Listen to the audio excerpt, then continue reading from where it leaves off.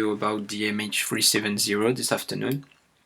So as you know, 6 years have passed since the unusual disappearance of Malaysian Airlines Flight 370, and thousands of technicians from multiple specialties have been trying to find out what might have happened to it.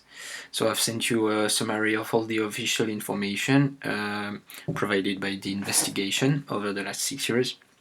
I hope that everything was understandable and that you have a fairly clear idea of the, let's say, official information we have on this flight.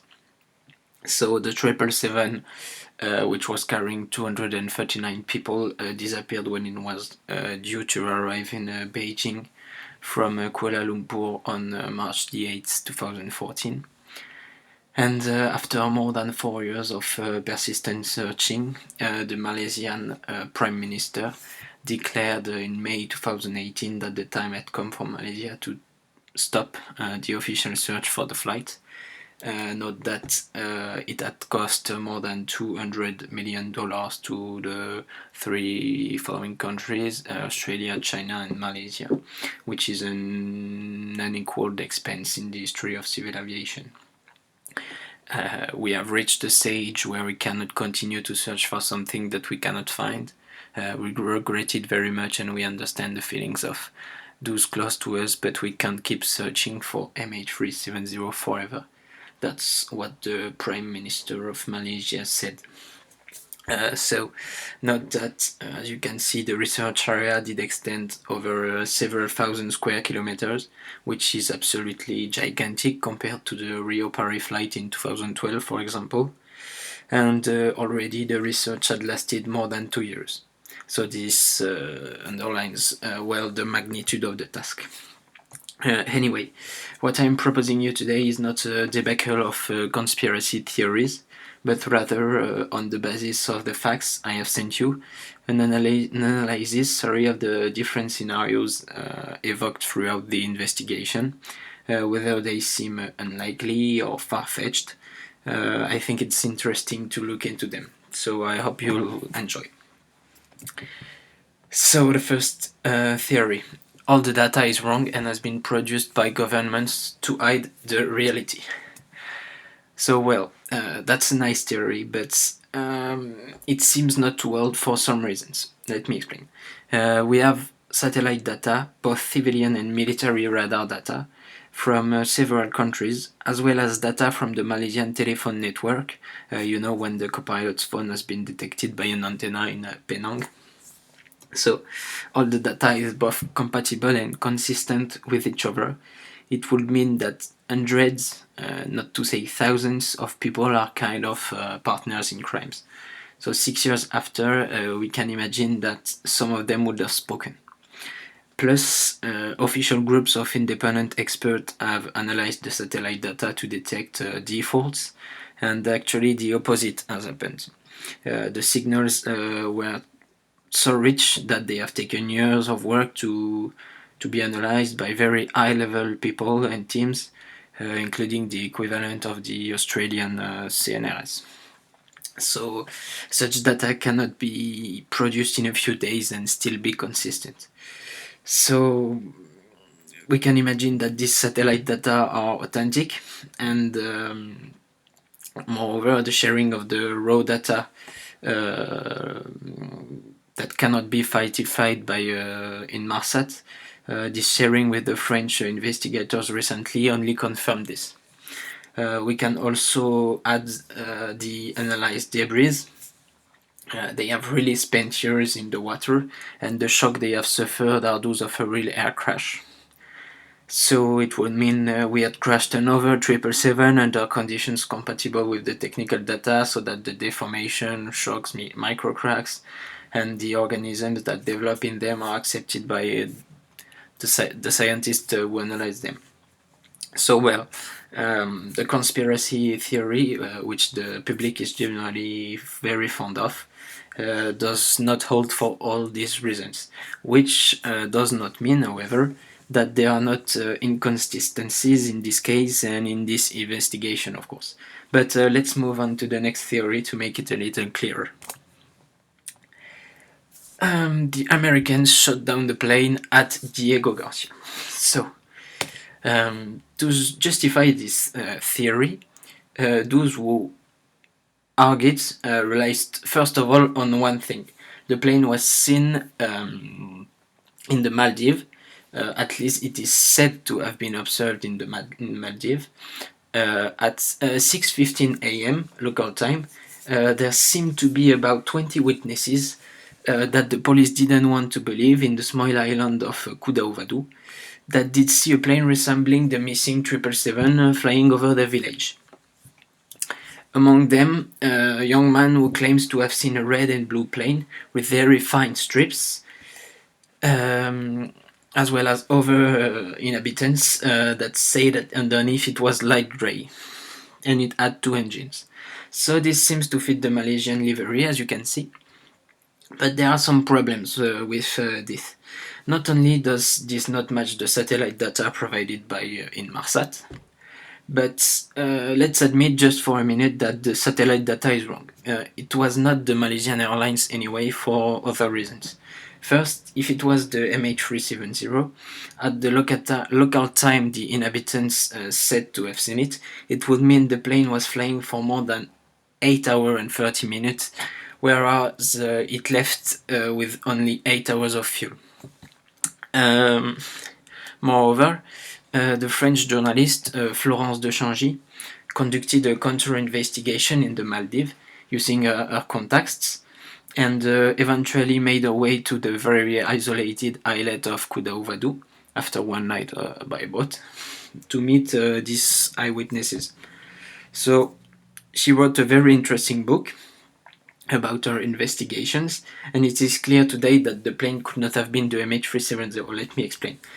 The time and the direction first do not correspond, but that's not it.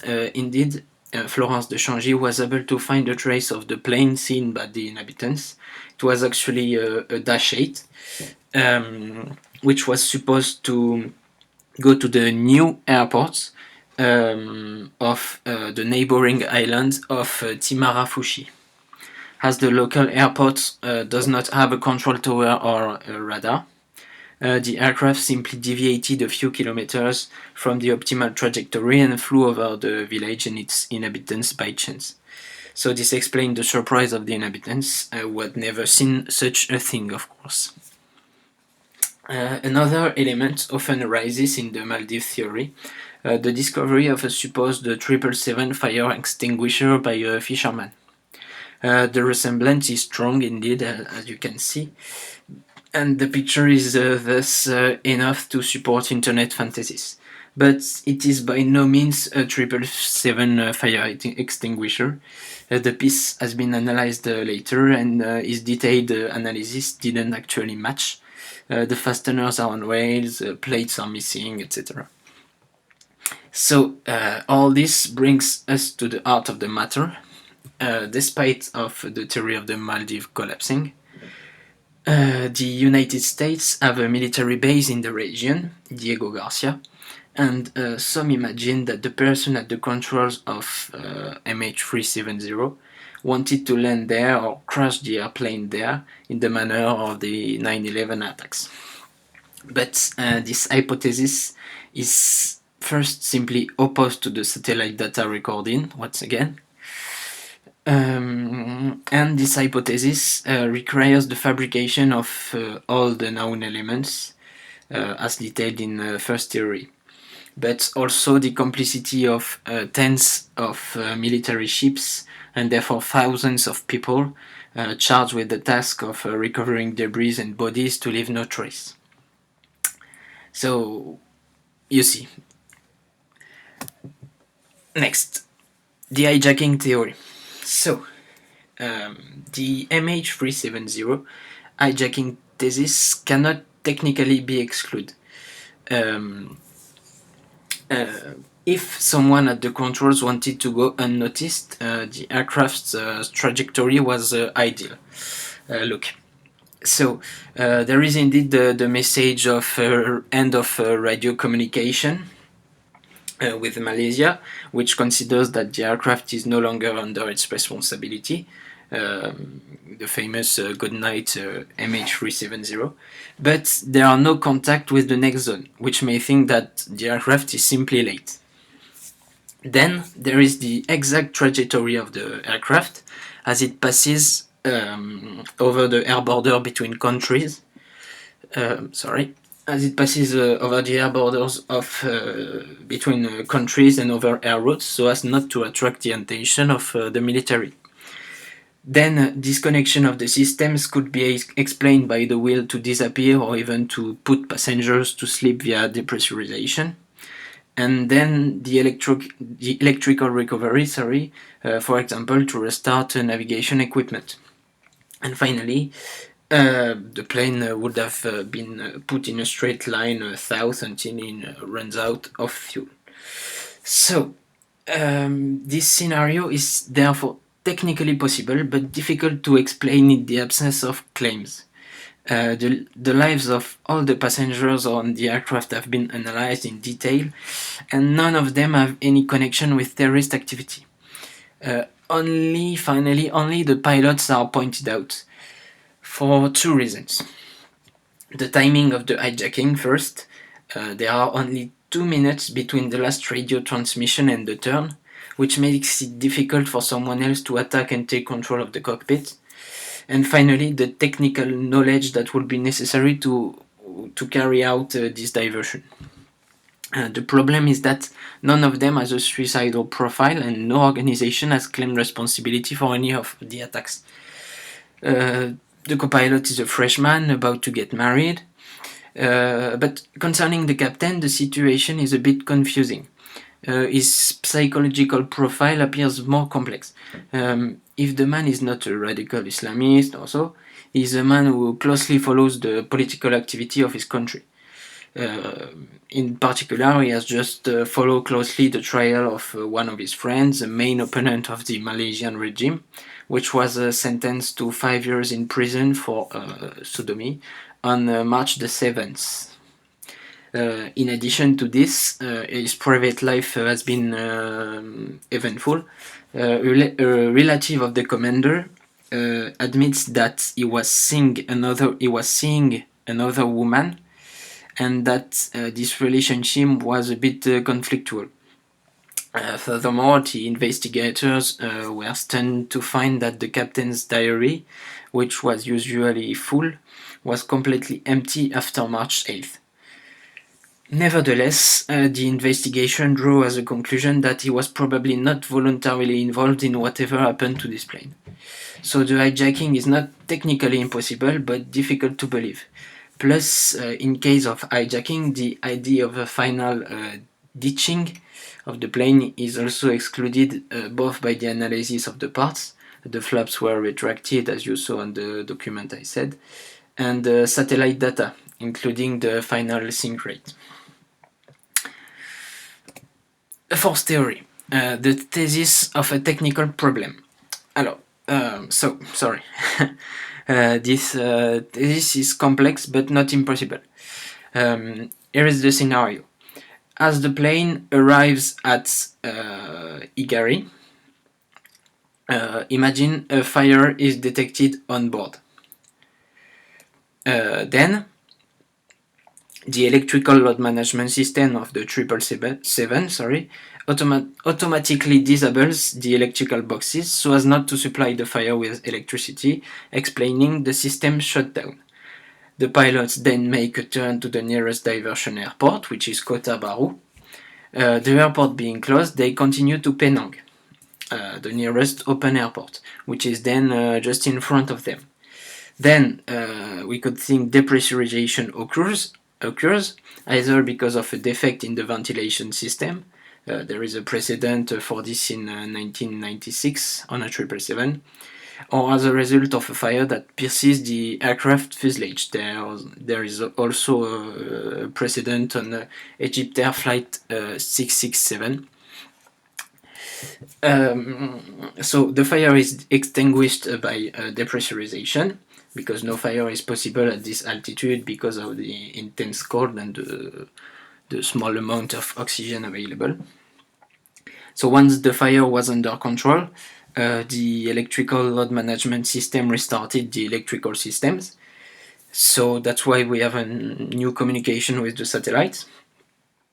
But with all the occupants of the aircraft having died as a result of depressurization, the aircraft continued on a straight line, autopilot flight, until it ran out of fuel.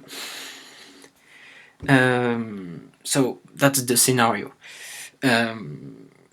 Anyway, it brings us to the last scenario. With room, it might be very closely related. You will see. Excuse me. Up. The fifth theory.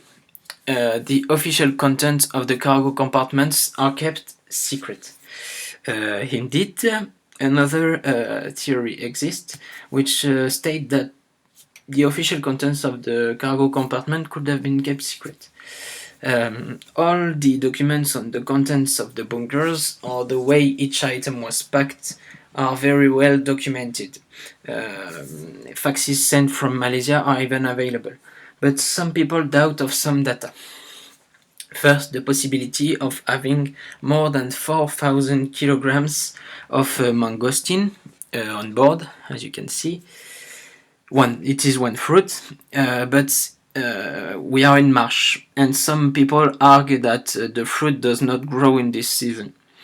So to disprove the rumor, the latest official investigation report goes as far as giving the name and address of the mangosteen producer, which is lucky enough to be able to harvest the fruit from February. So that's not enough to convince everyone, but the facts are clearly established. But a closer look at the manifest reveals that the chargeable weight is more than 200 kilograms of lithium-ion batteries, which are very dangerous for aviation, as you know. To hide the incomprehension to all this, there have been lies from Malaysia Airlines about the real load of the plane 4 days after the disappearance, as they claim that the bunkers were only filled with red fruits. So, frightened by the critics of those who had discovered the actual loading manifest, the Malaysians stopped lying and admitted that it was indeed a battery load, but only a little bit more than 200 kilos of lithium-ion batteries. Remember that this type of battery is highly flammable and forced Boeing to stop flying its 787s for more than 6 months, and that Japan Airlines flight was forced to make an emergency landing with a battery fire on board, for example. So this discovery of batteries on board only adds to the misunderstanding surrounding this investigation. It is one more inconsistency, but in this case we can think that the batteries are not the cause of a possible fire on board. Indeed, the explosion of one of them would not have caused major damage to the point of crashing the plane, and if they had all exploded, the plane would then have become a gigantic puzzle in the sky, which is contradictory with Inmarsat pings showing that the plane flew more than 7 hours after the loss of contact. Finally, there is one last question about the cargo of MH370. Indeed, recently French investigators looking into the disappearance of the flight have discovered a mysterious load of 89 kilograms added to the flight list after takeoff. A container was also overloaded without anyone knowing why. So it may be incompetence or manipulation, everything is possible, but today no explanation was given as to how the mystery load came to be added to the cargo list or who may have included it on the manifest. So, this last theory, as you can see, still doesn't give us an answer as to what happened to the plane. As I told you at the beginning, we may never know. but in any case, it is certainly not me who will give you the final answer. What I have tried to do is simply to give you the facts of the greatest mystery in aviation, so that you can, I hope, get your own idea of it.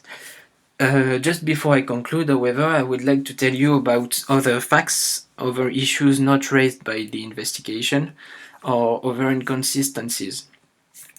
Always with the aim of giving you your own idea of this tragedy. First, the pilot's flight simulator was confiscated by the FBI. It is said that the pilot was training to land on shorter runways that normally required for the 777, and that data was erased on it. But absolutely no report from the FBI, which was on the site the very next day, was ever given to Malaysian investigators nor French judges. In fact, it is very disturbing to see the FBI conducting the investigation on the spot the very next day of the disappearance. What are they doing here and why? At that point, indeed, according to ICAO rules, only Malaysia was responsible for the investigation. Then, let us now come to something that may allow us to doubt and question almost all the theories that have been put forward. On the night of March 8, 2014, the MH370, according to the Malaysian civil and military radar data, crosses or is within the range of the airspace of at least 7 countries: Indonesia, Vietnam, USA, Australia, Cambodia, Thailand, and India. How is it possible in 2014 that none of these military radars saw a phantom aircraft, when this kind of radar was precisely created to analyze any phantom threat?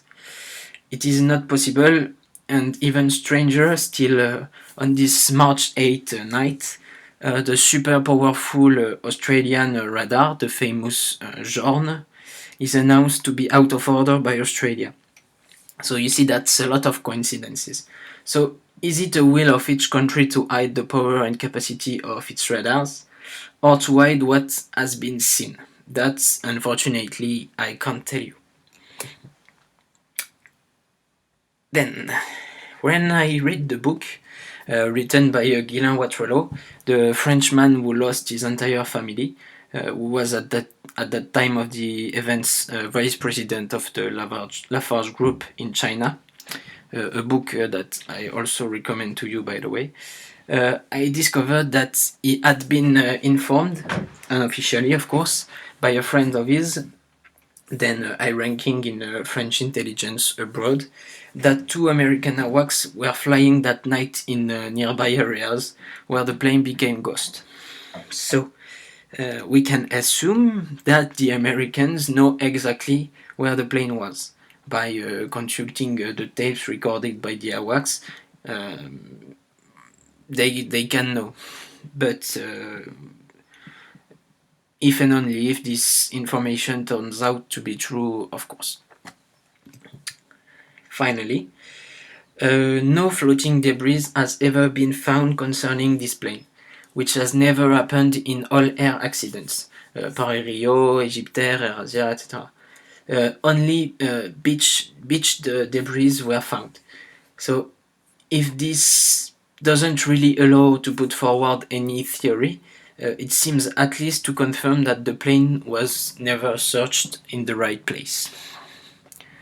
So, to conclude, we don't know. In the absence of the black boxes or the plane, it is technically impossible to decide between the scenarios I explained.